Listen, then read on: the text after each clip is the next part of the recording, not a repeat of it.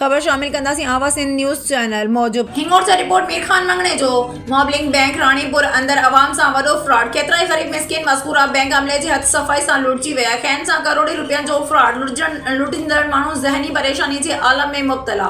आला अख्तियारियूं ख़ामोश तमाशाई बणियल रिपोर्ट मौजूद मॉबलिंग बैंक रानीपुर जे मैनेजर मसूद भैलार ऐं मियांदाद भैलार तोड़े समूरे अमले पारां करप्शन तोड़े फ्रॉड जूं हदूं पार कंदे अवाम सां सरेआम देदा दिलेरी जो मुज़ाहिरो कंदे हिंगोर सां लॻोट कींझर मंगणे जो सां तालुक़ रखंदड़ अटकल 150 खां वधीक ॻोठाणनि मिस्किन माण्हुनि जे नालनि ते कुड़ियूं सयूं कराए खेनि खे लोन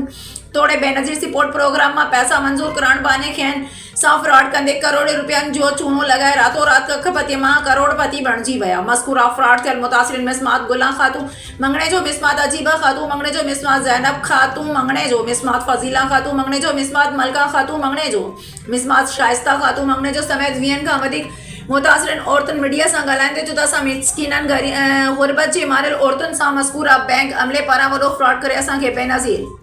इनकम सपोर्ट प्रोग्राम जा बंदि पियल ID कोड खोलण में लोन मंज़ूर करण लाइ असां खां चार सयूं वठी असांजे नालनि ते कूड़ा लोन फी औरत 2 लाख रुपए जा केस मां मंज़ूर कराए हज़म करे विया जी जी अच्छा सही सही अच्छा नानी तू दे हाल हवाल भला छा थियो तव्हांखे बैंक वारनि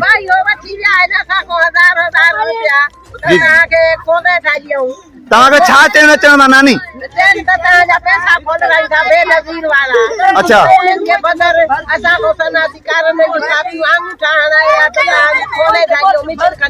अच्छा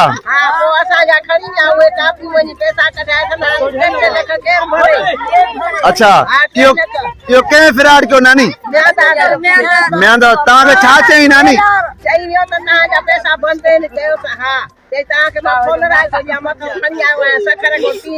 अच्छा